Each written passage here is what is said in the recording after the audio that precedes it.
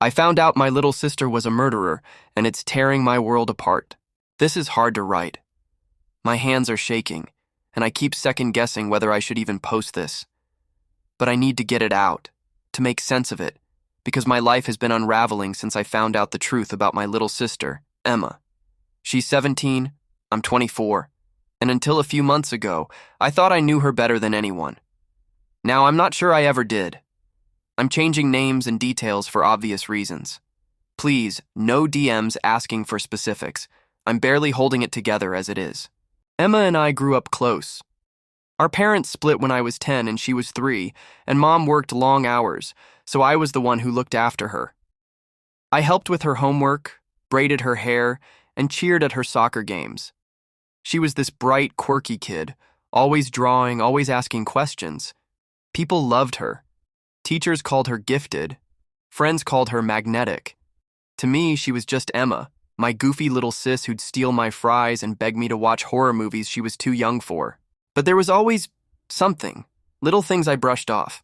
When she was 8, she got weirdly obsessed with true crime podcasts, which I thought was just a phase. She'd ask questions like, "Do you think someone could kill and get away with it?"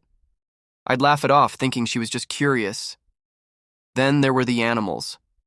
Our neighbor's cat went missing when Emma was 12, and later, I found a tiny bone in her jewelry box. She said it was from a craft project, and I believed her. Why wouldn't I? She was my sister. Fast forward to last summer. I'd moved back home after college, saving up for my own place.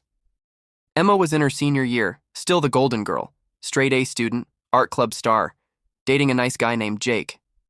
But she was moodier, secretive. She'd lock her room, spend hours on her laptop, and snap if I asked what she was doing. I figured it was teenage stuff, maybe stress about college apps. Then, in October, everything changed. I was home alone, cleaning the garage, when I found a box under Emma's old bike. It was one of those lockable diary boxes, but the lock was broken. I don't know why I opened it. Curiosity, I guess. Inside were Polaroids, newspaper clippings, and a notebook.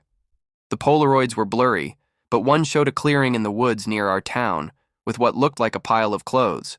The clippings were about a local man, Richard Hayes, a drifter who'd been found dead in those same woods 2 years ago. Stabbed, unsolved.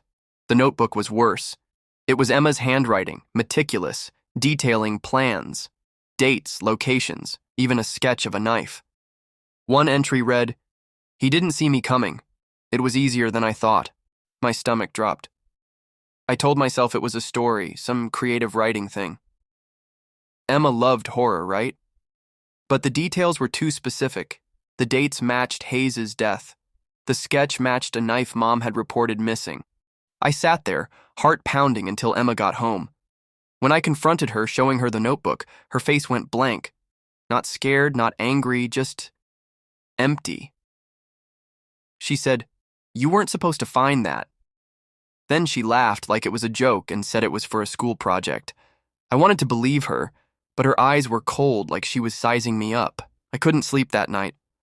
I kept thinking about Hayes, a loner nobody missed.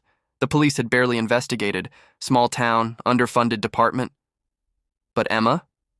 My sister? I started digging. I checked her laptop when she was at school. I know, invasion of privacy, but I was desperate. Her search history was a nightmare. How to clean bloodstains, untraceable poisons, forensic evidence mistakes. There was a hidden folder with more photos, grainy shots of the woods, a man's shoe, a gloved hand. I felt sick. I didn't go to the police. I couldn't. She's my sister. Instead, I talked to Jake, her boyfriend, hoping he'd tell me I was crazy, but he got pale when I mentioned the woods. He admitted Emma had taken him there once, late at night, and showed him a special spot where she liked to think. He said she'd been weirdly intense, talking about how nobody would find you out here. He broke up with her after that, too freaked out. When I asked why he hadn't told anyone, he said, "She's Emma. Nobody would believe me." I started watching her. She'd sneak out at night saying she was meeting friends, but I followed her once. She went to the woods alone, carrying a backpack. I didn't dare get closer, but when she came back, her shoes were muddy and she looked satisfied. I checked the news obsessively, waiting for another body to turn up. So far, nothing, But I found more in her room, another clipping, this time about a missing hiker from last year. No body, no leads. And a new notebook entry. Practice makes perfect. I'm losing my mind. I can't tell Mom. She's already fragile, and this would destroy her. I tried talking to Emma again, begging her to explain. She just smiled and said, "You're overthinking, big bro, I'm fine." But she's not fine. She's different, like there's a mask she wears, and I'm the only one who sees it slipping. Last week I caught her sharpening a knife in the kitchen at 2 a.m. She said it was for an art project. I don't believe her anymore. I don't know what to do. If I go to the police, they might not believe me. They'd need more than my word and some creepy notes. And what if they do? She's 17. She'd go to juvie, or worse, prison. My little sister, who used to draw me pictures and cry when I left for college. But if I do nothing, what if she kills again? What if she's already planning it? I keep thinking about that hiker, about Hayes, about the bone in her jewelry box. How many others are there? I'm scared of her. I'm scared for her. I'm scared of what I might have to do to stop her. I moved the knives to my room, but she knows. She gave me this look yesterday, like she's daring me to make a move. I don't know how to end this. I just know I can't pretend anymore. My sister's a murderer, and I'm the only one who knows.